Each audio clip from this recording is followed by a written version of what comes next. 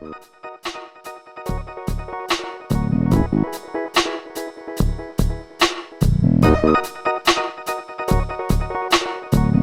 Developer Podcast. All right, we're rolling. All right, this is episode 6 of the 1X Developer Podcast. I'm Brendan. I'm Colin. And we're going to be talking today about, I don't know, it's kind of a generational thing. We're going to be talking about how kids today don't understand the hierarchical data structures, allegedly. This is going to be old men yelling at clouds. Yeah. The episode. So I was sent an article at some point not too long ago. I think the article is actually a few years old. But someone sent me an article, and it was about students, college-age students who are in STEM. I think they were physics students. And they didn't really know how to navigate a file system. Or at least they didn't use the file system. So instead of storing their files in directories and subdirectories, they would just throw everything into Google Drive or whatever it is, and then they would use search to find what they're looking for. And when someone said, when someone suggested to them, their professor would say why don't you gather these things into one folder?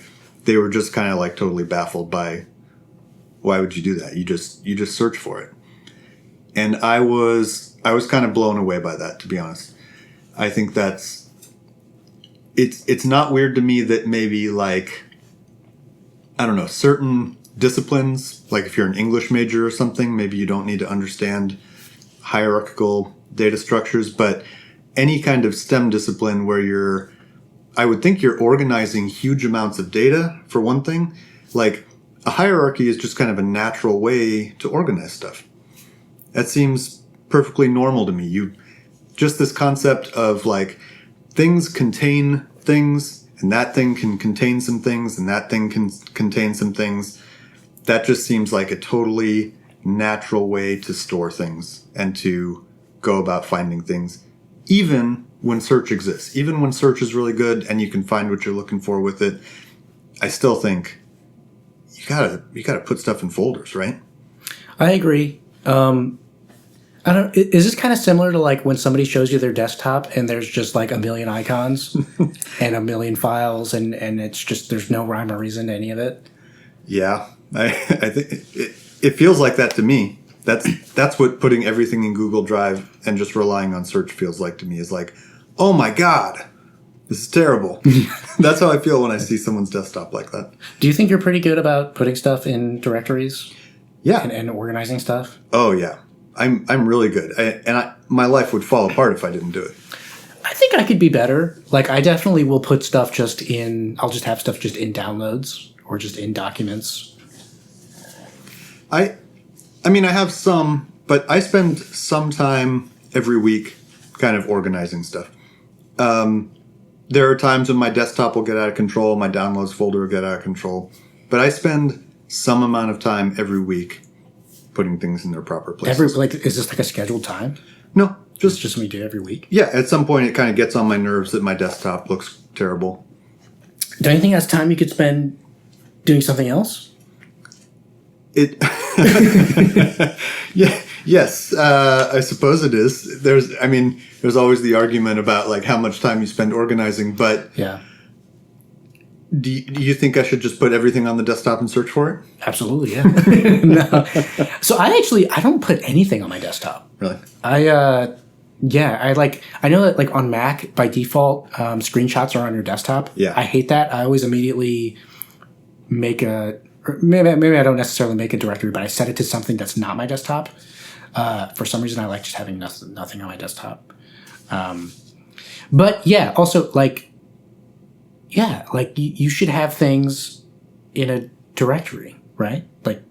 That. What else is there? Really, there's not really another paradigm, is there? Right? You either have things in directories or you just have everything flat, right? I think for file systems, that's certainly the case. Yeah. I think hierarchical. Well, that's not true. S3, right? S3 is kind of object file system, but you still kind of namespace things. You name them like this dot, this dot, this. Amazon tells you to have like an S3 bucket for different things. And yeah, I guess a bucket is kind of like a directory. But yeah, I mean, within your bucket, you can put anything in a bucket. So it's kind of just, it can be in directories or it could not. Can you create a bucket within a bucket? I think so, yeah. Okay. I kind of thought most people with S3 had like, I don't know, they had a few bucket, like logical buckets, like let's say your Dropbox or something, you would have like, user content, and there would just be like all the files in there, but you still had some kind of namespacing thing where your files would be like username dot file date dot whatever, you know what I mean? Yeah, and I mean, you can put a directory in a bucket, I think. Okay. So it's kind of a not really a, whether it's in a bucket or it's on your computer, I think is kind of doesn't really make a difference. You know what I mean? Yeah. But that kind of raises the question, like, why is this? Why is it that people of a certain age are anti-directory? So, yeah. Why do you think that is? I mean, the only thing, and I've read this a little bit online, is that it seems like some people posit that the younger generation, Gen Z, and I kind of hate, like, okay, can we kind of do a little, like, tangent about just the whole generation thing? Let's do it. I kind of, I wish I could remember the name. I remember seeing, like, this video about this. But basically, the first time people started talking about, like, baby boomers or the great generation or whatever, it was a somewhat long time ago, and it was in the context of America specifically, actually, which is really weird because people talk about it pretty much in a global sense now. Yeah. Which doesn't make a lot of sense, right? Because, I mean, so the baby boomer generation, they're called that because their parents came back from World War II and then had a bunch of babies, and there was a baby boom. That's not like a global phenomenon, really. Exactly. Yeah. So it's weird to talk about that in a global sense. And the thing that really throws me off is how people talk about current generations. Like, so I think now kids being born today are Generation Alpha. But, like, we have no historical context to put that in, right?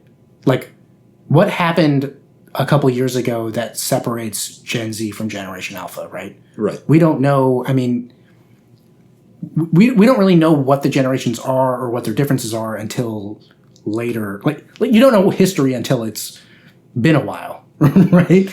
Yeah, it only makes sense to define generations in retrospect. Like, oh, this group of people. Like, one of the things I've heard is that for millennials, 9/11 was kind of a defining event for all of them, right? Regardless of their age, really, that was kind of the event that occurred in their early memory or early adulthood or something that was kind of like a defining moment. Right. But again, U.S. specific. And we don't know, like, there could be in terms of scale, like a 9/11-esque event tomorrow, which would change our perception of generations, right? Right. I don't know. That's something that's always bugged me, especially. So I was born in 1994, which puts me at, like, the late millennial, early Gen Z kind of cusp, I guess. And I felt like I kind of have similarities and differences with both. But another thing that bothers me about it is just, I feel like your generational class really has less bearing on who you are as a person than a lot of other things. Like, oh yeah, I think that a baby boomer and a Gen Z that are both grew up in poverty have more in common than, two Gen Zs that are of different economic class. I think urban and rural too are like way more defining for you as a person than, or like language, religious affiliation. Like there's. It seems like we put so much stress on these age-related generations that just don't seem to matter that much, don't seem to make a lot of difference. I don't know. That's just a gripe I have that I don't know. What sometimes we talk about, oh, millennials are like this, Gen X is like this, whatever. What are we even talking about? Yeah. No, I agree. I think that people really, really, they want I don't know, they want generations to move in lockstep, and they kind of like want them to be monolithic and just because it's easy to understand. But yeah, I don't think, I think way too much stock is placed in millennials do this. And it's just, I don't think it's really true. So that being said, Gen Z is dumb.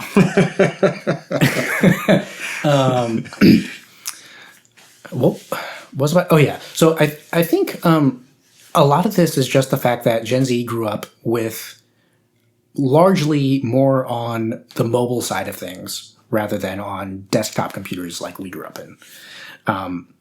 And so on your mobile phone, you don't really so much have this concept of directories. It's more like you open an application, there's a bunch of files, and you search through them, right? Yeah. You open photos and you see all your photos, and I don't know, is there even a, like on like iOS Photos app, is there a concept of file or like folders? There's albums. You can collect photos albums into albums. For me, I'm just like, I just look at all my photos and I just scroll through, and I know there's some, like, I guess AI leveraged organization where I can search like someone's name and it like knows that person. But I think it makes sense that if I grew up in a world like that, using my phone as my interaction with data, that I wouldn't care so much about directories. What is it about mobile that makes directories hard, though? Yeah, that's a good question, because you can make directories on your Files app, right? You can do that, but it seems like people just kind of don't. Yeah, like, I mean, the Dropbox app, I don't know why I'm going back to Dropbox again, but the Dropbox app, you can navigate files and create folders, and you can like kind of move folders around. iOS does have that Files app, at least in recent versions. I mean, it's not like it's impossible. I don't quite understand what it is that makes people, but maybe it's just the lack of keyboard, I guess. It's like, to create, maybe it's a little bit more of a pain in the ass to create a folder and move things to it on a touchscreen device with no keyboard than it is when you have a mouse and keyboard, I guess. I guess. I mean, it I don't know. It seems like an interesting kind of UX question of why this paradigm just kind of like never appeared on mobile. Yeah. Yeah, that's kind of fascinating. I still think it's weird. Well, okay, to go back to the context of this article, we'll put this article in the show notes. It's from The Verge. But I still think it's kind of weird that students in a STEM environment like that wouldn't be familiar with that concept. You know what I mean? That strikes me as very, very weird. Because you're talking about, I understand maybe why it wouldn't be familiar to them when they're organizing their own personal files, but presumably these are like students who are dealing with massive amounts of files generated from research and things like that.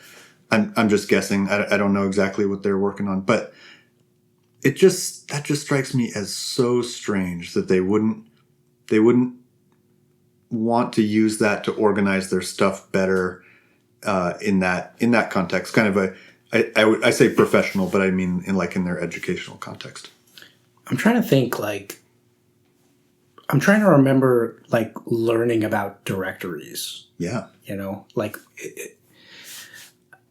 And I don't remember. I remember like being in the 4th grade and learning the difference between save and save as on my computer. And actually, that's another interesting little tangent. Like, I've heard that there that younger generations, they don't know why the save icon is that little floppy disk thing. Oh. Because they have no clue what that thing is. Yeah, that makes a lot of sense. Which is, because I do remember floppy disks. I probably shouldn't. I think that's more a product of me growing up in a little bit of a lower income kind of Midwest area where we were a little bit behind. Because, I mean, CDs, when did CDs become a thing? I'm going to say 94, 95. So I was born in 94. So, yeah, we probably, it's a little weird that I know what floppy disks are. But, yeah, I don't know where I, like, picked up the idea of a directory. But it seems like also, you install a new operating system, and it has a documents directory and a pictures documentary, or a pictures directory and a downloads directory, and that kind of like sets you on a path a little bit, don't you think? Like, hey, look, this is kind of logical, like that most people would want these different things instead of just everything being in root, right? It does. I will say that I don't use any of those directories. You don't use the pictures one? No. I store my pictures in my own user-created directory. In root or in documents? I have like, it's not even under document. I call it workspace. Under my home directory, I have a workspace, and that's where most of my stuff goes. So it's like or you have a Mac, right? Yeah. So it's home and then workspace. Home Brendan workspace. Oh, okay. And then you have photos or pictures in there, or okay, that makes sense. I don't know why, but I feel maybe I'm just being contrarian, but I'm just like, I'm not going to use the directory you made for me. That does make sense. Like I've never used the music one. Yeah, that's always felt weird to me. Like, why would I? Maybe it's just because I remember at least on like Windows XP or whatever, there was like the music one, and then it had like 3 default songs that were in there or something. Yeah. It had like a classical stuff, and I'm like, okay, I'm just not going to ever touch that. Like, you do that. But I don't know. I mean, either way, yeah, you would make a directory. I don't really know what else to say. Yeah, that's really the thing, is that I just don't really understand it, and I think some people could get away with it, but it just strikes me as really, really weird for students in a STEM environment not to even want it. Okay, just go back for a sec. I'm mining a core memory here. Okay. So, back in elementary school, our school, I went to a pretty nice elementary school, and we had a few Macs. So back in those days, they had this like this program where you would turn in your serial tops, and then the school would get to buy Apple computers as a result. So we're talking about like the late 80s. So, have Apple computers always been known as being kind of the expensive one? Like my whole life, it's always been like you could buy a PC, or if you're rich, you could buy an Apple computer. I think so. I think that's always been kind of the deal, is that it was a nicer experience, but a little more expensive. Okay. But yeah, they really, they really got a foothold into education in that era. I think Apple kind of had a collapse, and like we're kind of on the verge of, I don't know if it's fair to say they were on the verge of going out of business, but that's my understanding. Yeah. At that time, yeah. Before the iPod and stuff like that, they were doing pretty bad. Yeah, pre-iPod it was, yeah. But before that, they had quite a foothold in schools because of this serial box top program. So I remember the school sending out stuff like, bring us all your box tops, and people would bring them in, and then the school got Apple computers. And they were... It was really exciting compared to my DOS machine at home, right? Mm-hmm. I had this 286 at home, and like, oh wow, like everything was, maybe it had Windows 3.1, but the Mac was such a nicer experience back then. But one thing I remember, I would create folders inside of folders inside of folders. Like I created a game in the file system where you would like drill into different folders. And so you would have to pick like you'd have 10 folders, and then you'd have to go into the right one, and then you'd have 10 more, and you have to go into the right one. And you call them folder. I find that interesting because I know this is a little bit of a thing in like the Linux community, where it's like if someone calls it a folder, they're like a fake Linux guy. Oh, really? Yeah. I've heard people say this, like if someone says folder, it's like, oh, Windows user spotted. Like, but they do call them folders on Mac as well, right? Yeah, I think they're so. folders. Yeah, I use those terms interchangeably, and I think that's fair. Those people are just being like pedantic. Yeah, there are folders or directories. I don't know. Maybe that's kind of funny. When I'm using the UI, I think of, like, if I'm using Finder, I think of them as folders. But if I'm on the command line, I think of them as directories. That makes sense to me in a way. I think just because, you see a little folder icon, that's a folder. Right. You see / that's a directory. Yeah, I feel totally comfortable going back and forth between those two different metaphors, I guess. But yeah, I made a little game out of directories and subdirectories, and you had to like go to the right one. I don't remember what happened if you got to the right thing. Maybe there was a text file that was like u1.txt or something. Yeah. But I don't remember learning about folders and subfolders either, but I do remember messing around with them a lot on those early Apple machines. If you get to the wrong directory, does like your computer explode? I just recently saw, I think it was on Hacker News or something, I saw this thing about Suicide Linux. Have you heard of this? So on Suicide Linux, which it was originally like a theoretical thing, but someone actually made it, where if you mistype a command, any mistyped command that isn't recognized, it defaults to like what is it, like rm-f / so anytime you type anything, it just destroys everything. What a terrible idea. Yeah. Wait, why would you do this? Why who would install this? Yeah, just I guess just to because you can. Who would install it? Probably no one. But someone made it because, hey, what if this was a thing? It seems like its only use would be malicious. Like, convince my grandma to install Suicide Linux. Yeah. I've always, I remember as a kid, like we always used to joke about, like, what if there was a video game that, like, if you die in the game, like, you can't play the game anymore somehow. Oh. Or like, it like crashes, like deletes your save file or something.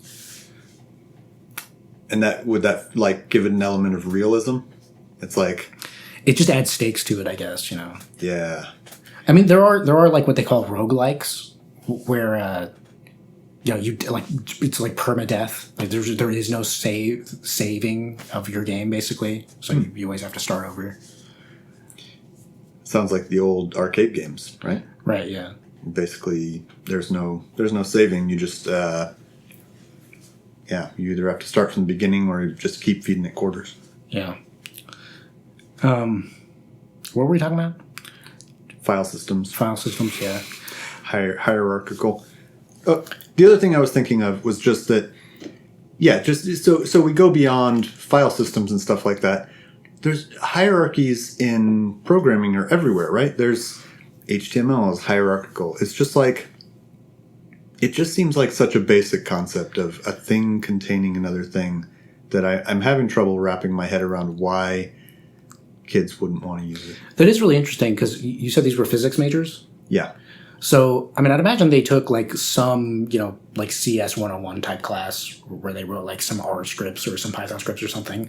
And they probably imported some things. And yeah, I mean, you import by file path. So I guess it's easier to do import / everything.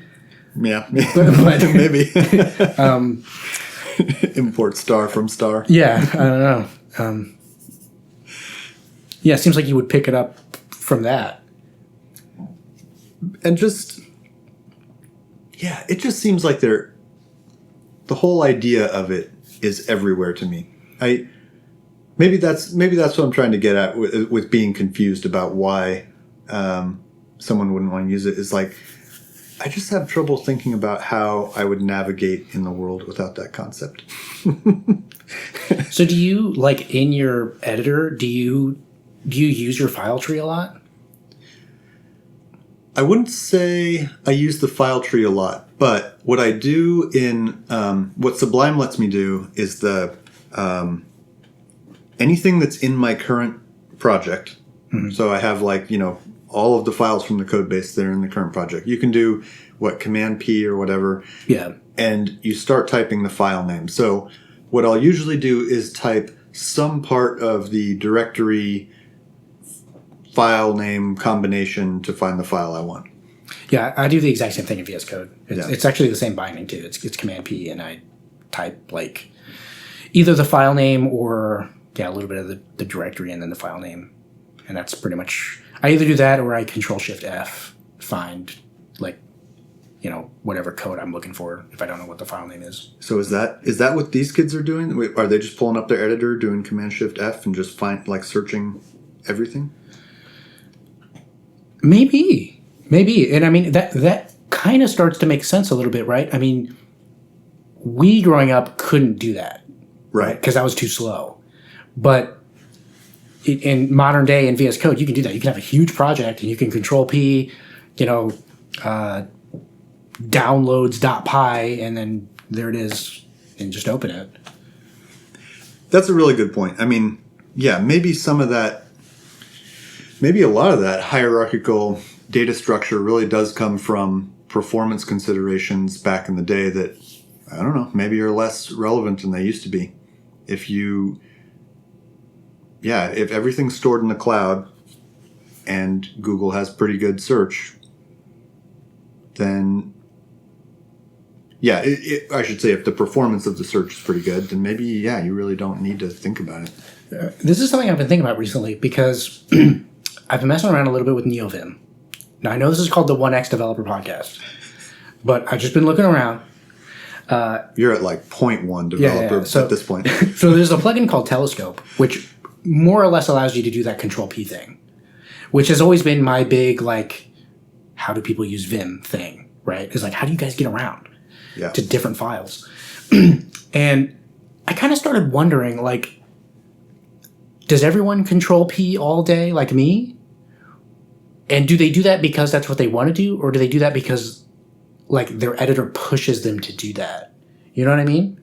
Maybe the old school Vim people don't really grep all the time. They know their file structure because that's what the tool encourages them to do. Does that make sense? How much of this is my brain making sense of this, and how much of this is the computer informing me? You know what I mean? That does make sense, and I bet you're right that Vim users know their directory structure a little bit better.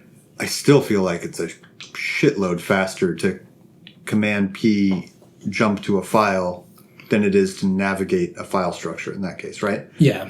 So what's the equivalent in Vim? Well, okay, so you're saying Telescope kind of gives you that equivalent command. So you install Telescope and then you :telescope space file name, and I think most people, they bind that to a key to do that, so you're not typing out that whole word. Yeah. But I know a lot of Vim people do a whole, they grep everything, which is crazy to me. To use all those flags and everything all the time. That's when I'm hey, this is the 1X Developer Podcast. Take a step back. We're not grepping. Yeah, nah, dude. But, I mean, just the point being, though, that, the technology kind of informs the user, and the user kind of informs the technology, and there's, this symbiotic thing there, right? Yeah, absolutely. The tools that we use influence our behavior, and they influence how we think about things. And I think, I think that's why, that's a lot of what we're talking about here with these kids who don't know how, I'm doing air quotes there, but they don't know how to do hierarchical stuff, is because they just haven't had to. The software doesn't make them think about it, so they haven't had to think about it, so they don't use it. Yeah. Yeah, and I don't know if it's that they don't know how or if they just don't. Right. Yeah, the article kind of painted them as not knowing how to do it, but maybe that is more it. Maybe it's just that they don't. Yeah, they're just oh, why would I do that? So, in a related note, I pulled up this green text that has been floating around on like programming Twitter for a while. The guy says, at work, working with a Zoomer, he asked for some files, send him a zip. In quotes, "Hey, Anon, the file you sent me is broken. Figure it got corrupted, rezip and send again.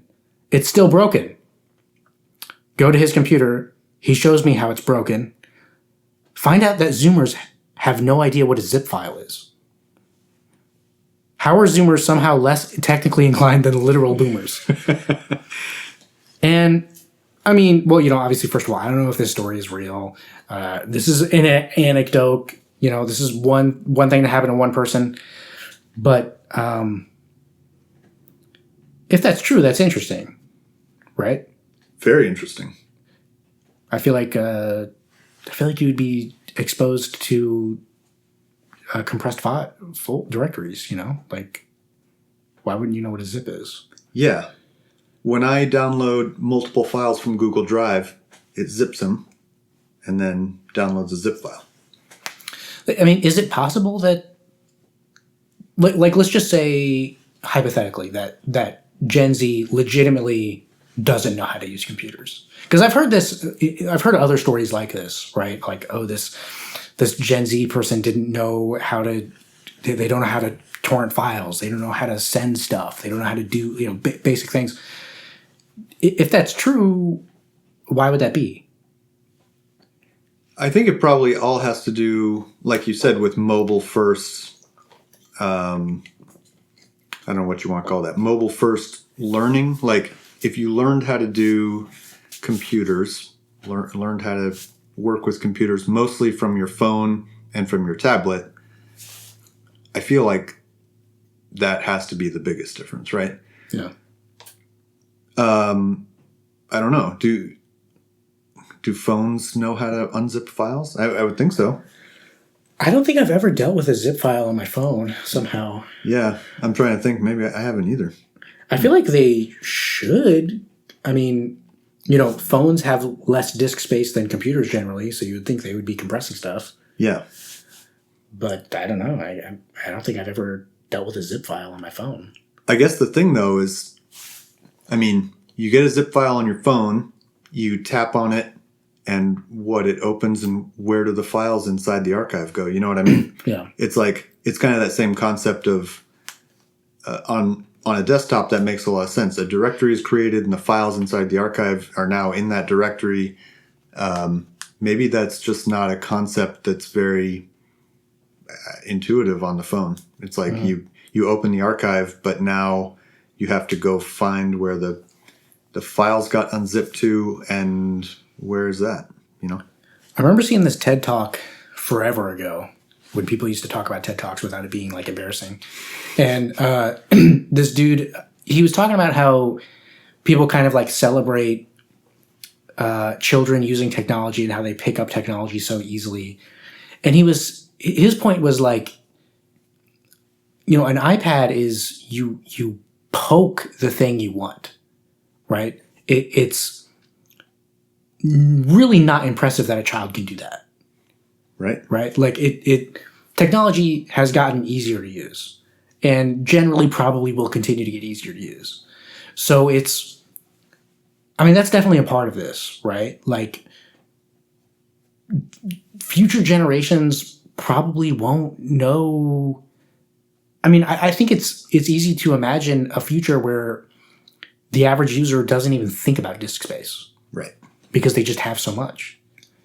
It's like as things get easier and advance, it's like there's stuff you just won't even think about. Maybe that's what's going on.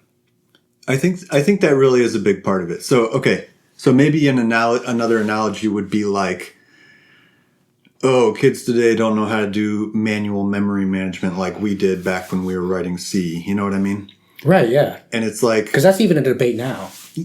They don't have to. Yeah. Like, they just don't have to think about it the same way because of garbage collection and things like that. And because of, outside of a few specialized use cases, like, Python is fast enough on modern hardware for whatever. Yeah. It's very, there's some stuff like messing around with audio or databases or things like if you're writing a database, I mean, where you need to like squeeze every ounce of performance out of it. But in general, for most use cases, it's fast enough and you just don't need to think about memory management. You don't need to think about the speed of your code really. And maybe that leads to bad code. I don't know. Yeah.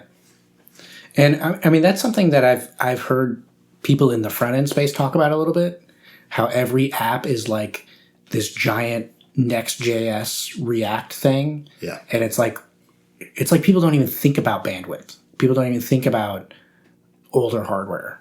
You know, you just make this giant, like huge thing with that's sending all this JavaScript over to display, some images and text. And I don't know, that's kind of what we do now. I think about that all the time, about how fast could most of these web pages be if we tore out the tracking Yeah. and if we tore out all of the frameworky stuff and you just wrote the content of the page in HTML and CSS, like how fast could most of these pages be? How much less bandwidth would we be using? How much less computing power? Man, wouldn't that be wild? There's a ton of stuff like that. And I mean, and you're just talking about performance, but I mean, think about like the energy cost. Yeah. If you think about it on like a entire internet scale, like, yeah, dude, like we're sending so much data around for like no reason. It's interesting. I think there is, just kind of to play devil's advocate, because I mostly agree with that, but I think there is an argument to be made about taking resources for granted is almost what drives progress in a certain way, right? Mm-hmm. Like the fact that I can go buy butter and I don't have to spend half a day churning my own butter is part of what lets society kind of like move forward, or even to make it simpler, like it doesn't have to be that I can go to the grocery store and buy it, but like that I can pay somebody else to do it and have that time to do something else. Right. It's like time is the constrained resource there. I really do think that, yeah, the more, sometimes when we're able to take resources for granted, we're able to do other bigger, more ambitious stuff instead of doing that thing that we were doing before. Yeah. And I mean, I assume there's a reason, like, you go to Apple's webpage and there's like all these like crazy images that are animated and like shit spinning around and like all these particle effects and stuff. I'm assuming there's a reason Apple does that. I mean, Apple is known for having like one of the best marketing divisions ever. So it's I'm not necessarily saying that all of that is waste. There's probably a reason they do that.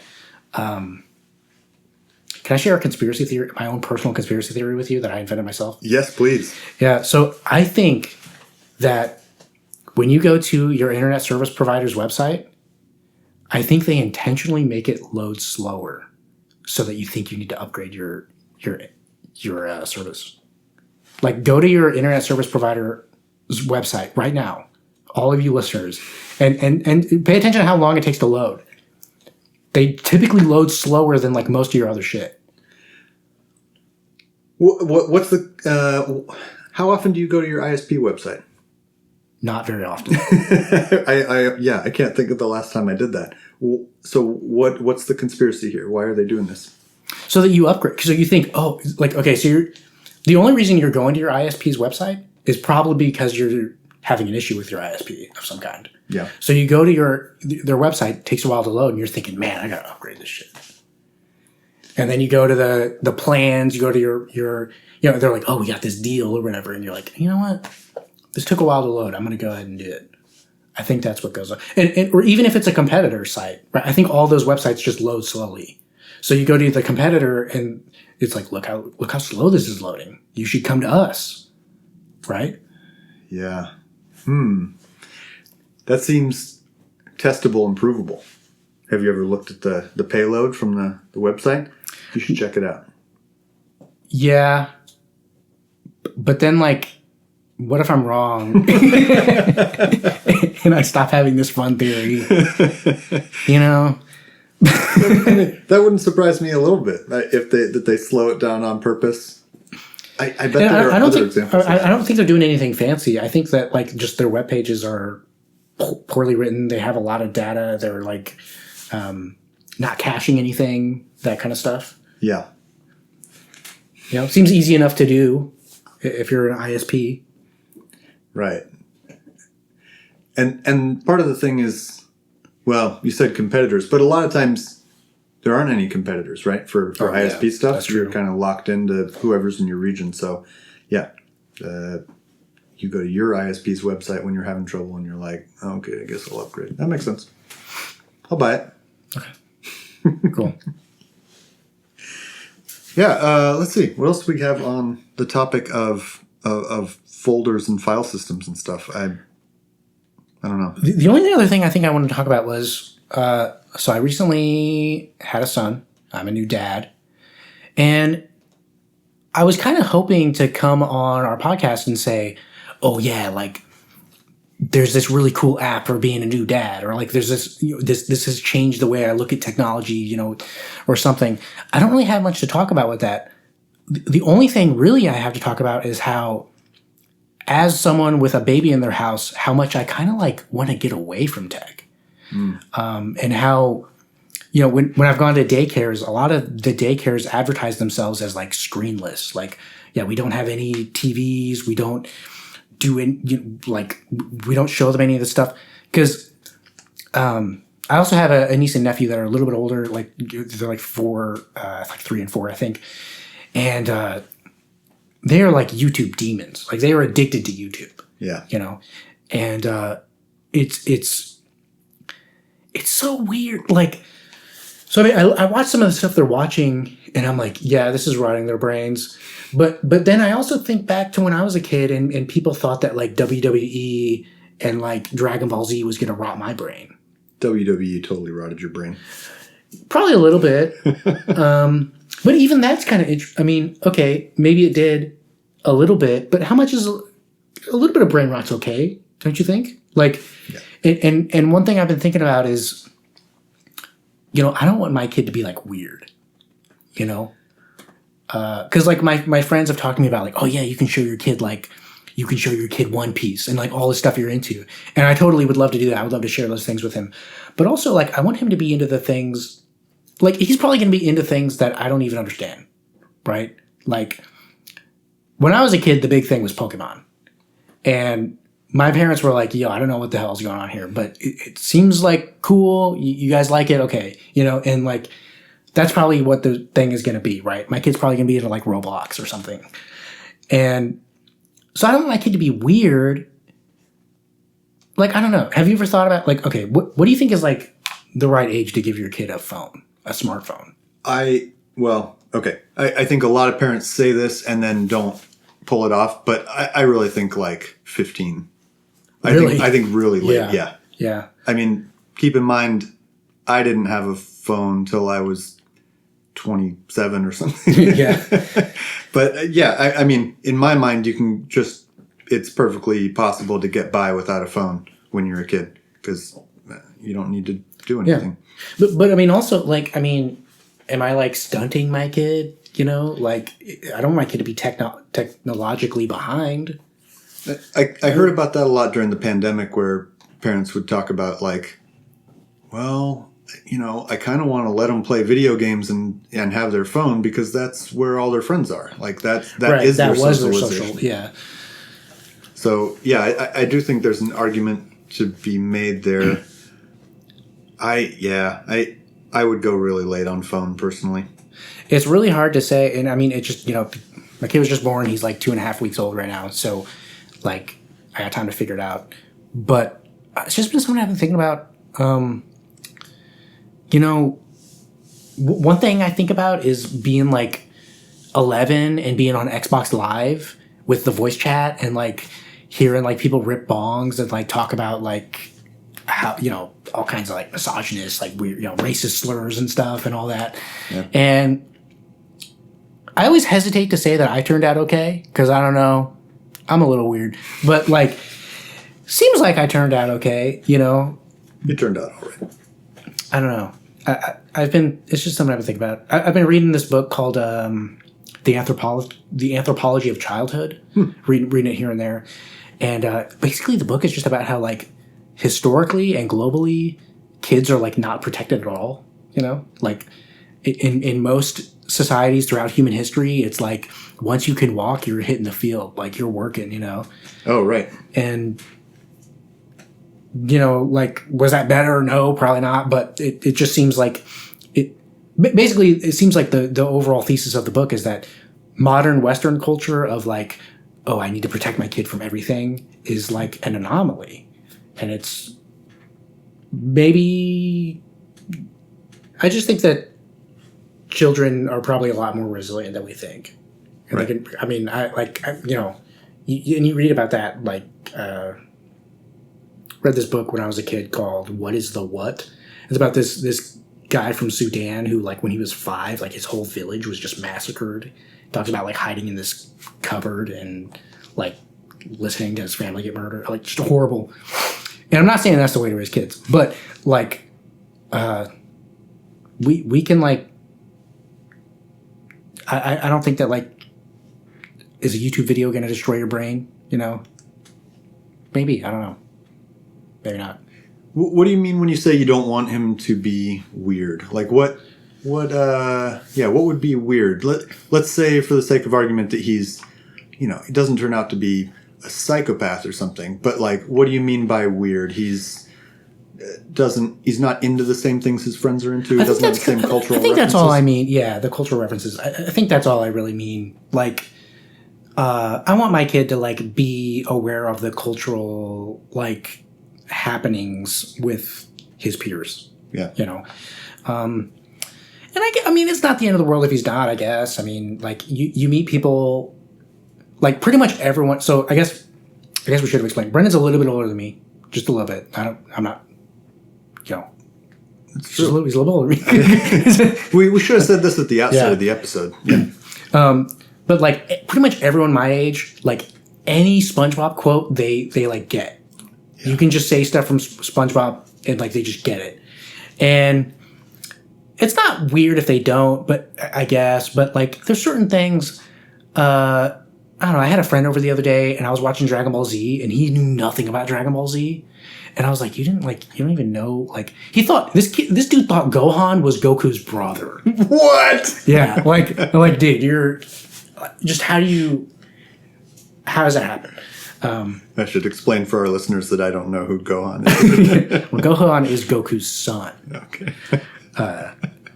But to be fair, the art style, like, they look the same age, kind of, so it's a little weird. But anyway, yeah, and I mean, I guess it's not the end of the world if they don't get some of that stuff, but I want them to, you know? I want them to kind of fit in and know what other kids his age are into. Yeah.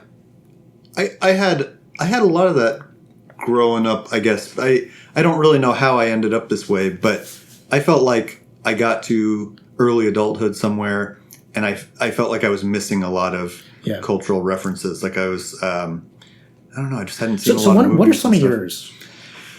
Because like some of mine are, I never had a Nintendo 64. So like Ocarina of Time, Super Smash Brothers, Mario 64, none of those I played. I never got into Halo. I'm trying to think of something that's not video game related. I think I pretty much watched all the shows everybody was watching. I watched a lot of TV as a kid. What were you playing when everyone else was playing N64? Well, I had a PlayStation, and I had a Super Nintendo, which is older than an N64. And I did have a GameCube, so I do know some of the Nintendo stuff. But, yeah, I just remember playing PlayStation and Super Nintendo. Mine are mostly around movies. The ones that I'm missing, I think we just didn't watch a lot of movies in my house when I was younger. And so I got to... And I didn't really realize that was weird until later on, and people would be like, oh, yeah, it's like in that movie, such and such. Yeah. And like, just over and over. But, you know, like, everyone has that too, like, a little bit. Everybody has those movies they have. I've never seen Requiem for a Dream. That's one that people are like, how have you not seen that? And I'm like, I don't know. Yeah. Just never got around to it. What's one of yours? Goonies. I've never seen Goonies. Oh, okay. For especially for kids my age, that was like a staple. Yeah. I rewatched The Goonies somewhat recently. It's really not that great. Oh, honestly, man, I don't think you can say that on a podcast. Yeah. I think one thing I'll say is that a lot of it's one of those movies that's aged in like a weird way. Like, so I mean, like, okay, like there's a part where, like, you know, the character Sloth, like the freaky. Oh yeah. So he like kisses the chubby kid on the mouth. Okay. And it's played for a laugh, but it's still kind of like they wouldn't do that on set today. Yeah. You know what I mean? Like, yeah. I never saw RoboCop. Oh, okay. See, this is another weird thing. So even though I'm a little younger than you, my brother is, he was born in 89, I think.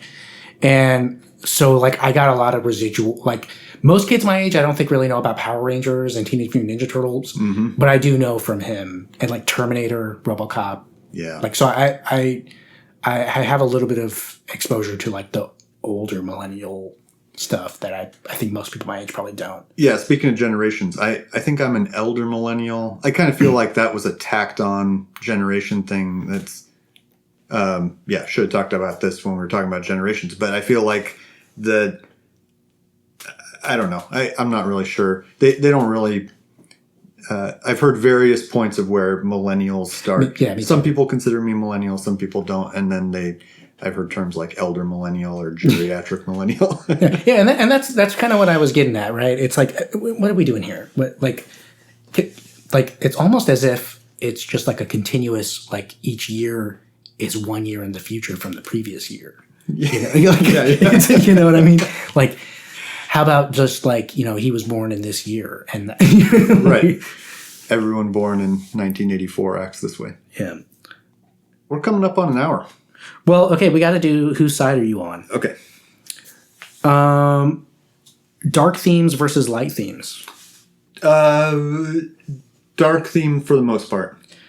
So I've kind of changed a little bit. I kind of have seen a little bit of what people see with the dark themes, but I'm still generally a light theme guy because every now and again I'll go to a coffee shop or something and it's super bright and I'm using a dark theme and I'm just looking at, all I see is like my face looking back at me and I'm like, you freaking nerds with your dark themes.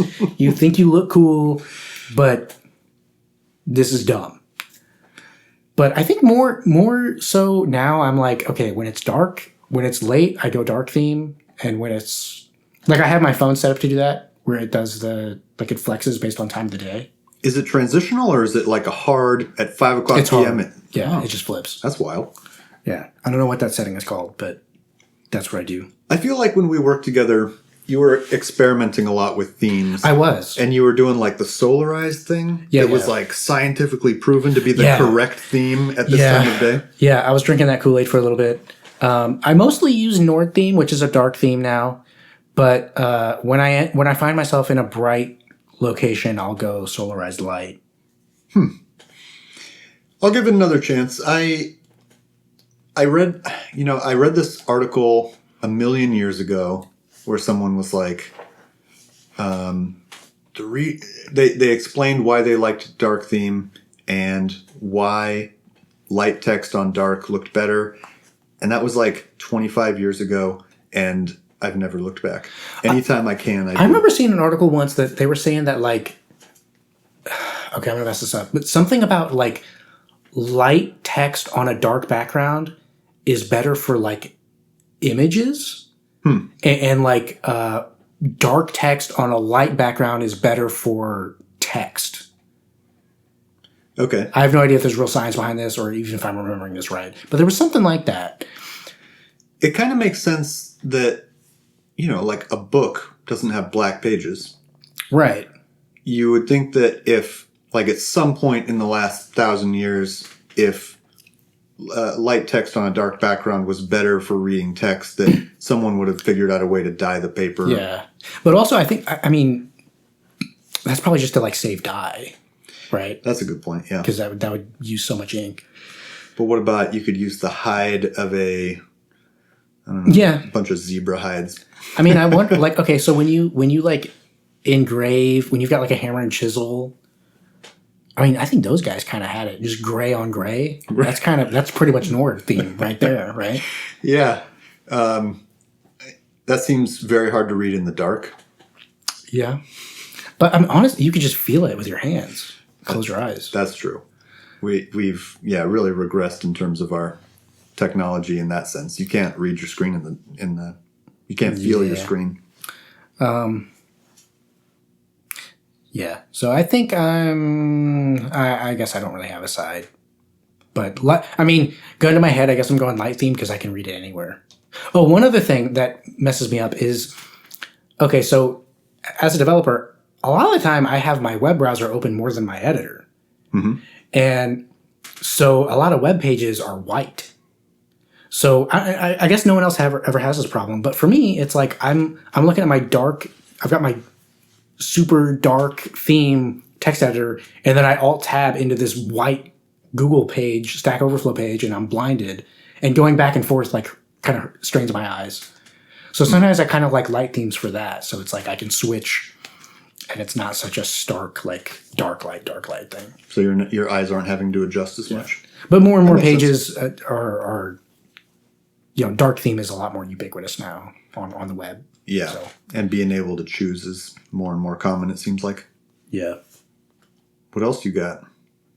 Some of these I'm realizing are kind of dumb.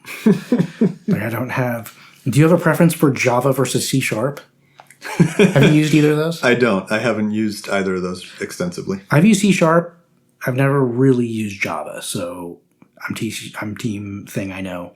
How'd you feel about C# and that whole .NET environment? At the time, I really didn't like it. It always felt really finicky. And I always had to like rebuild my project all the time. And, I mean, I guess we could segue into functional versus object oriented, right? Oh, because that's like C# is very like, we are object oriented. Everything's an object. Everything's a class. There's inheritance. Like that's the only way to do things.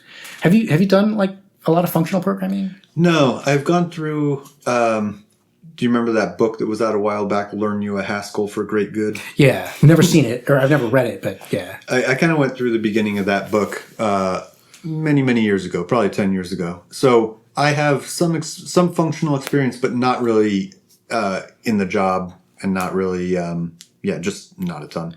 Yeah, I've never done functional programming in a professional sense, but on some personal projects I've used Elixir, and I like it a lot.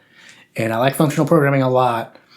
But I will say that it's not something you can use for everything. Like I think specifically game development is very object-oriented focused. And I think it makes a lot of sense, right? Like you have types of enemies, you know, each one has just, this one does more damage when it's slower, and then you just make instances of those objects throughout the level. Like I think like video games, object-oriented programming makes a lot of sense.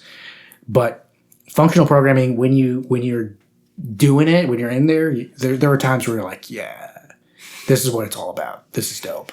It feels it's dope because do you feel like you're doing something smart? You feel like you're... There's some of that, but also sometimes it just seems cleaner. Are you able to express the ideas better in functional programming? I think that's really sometimes I think so. I mean, like, so what I was working on was like a web app, and I think that like for API design, I think functional programming makes a lot of sense, right? Because an API is basically, I want to call this function, I want to call that function. Yeah. And it is a little weird at first where it's like, recursion, like no for loops. That's a little like, whoa, what the fuck? Yeah. But when you get into it, I think it just, everything being a function is like hard to explain. It just feels clean, feels simple, feels stripped back in a way that is pleasing to me. Yeah, I'd love to spend more time with it in a professional context sometime and really get a better feel for it. The object-oriented paradigm has always just made a lot of sense to me. Once I understood like the foundation, like an object is its properties and methods to manipulate those properties bundled together into an object. Like just that kind of core concept makes a lot of sense to me and seems very expressive for any number of ideas. Yeah, it does make us a lot of sense. And I think that might be part of why object-oriented is kind of like taken over in a professional sense, because it's something that I think always can work. Whereas, like, you go back to like the video game example, like I don't think functional programming just works in that way. Right. You know, there's a little more. I don't think an enemy can be a function. You know, I think inheritance buys you a lot there. Yeah. Speaking of hierarchical data structures. Yeah. Yeah. So does Gen Z just not understand object-oriented programming at all? Right. That's kind of what I'm saying. It's everywhere. It's everywhere in computing all the time. How can you not? How can you be in a STEM field and not understand it? I don't know. But the world that the younger generation is going to step into is going to be like completely unrecognizable to us. So yeah, dude, your kid is going to do things that we can't even wrap our heads around right now. Yeah, he already does. I don't know how he poops like that.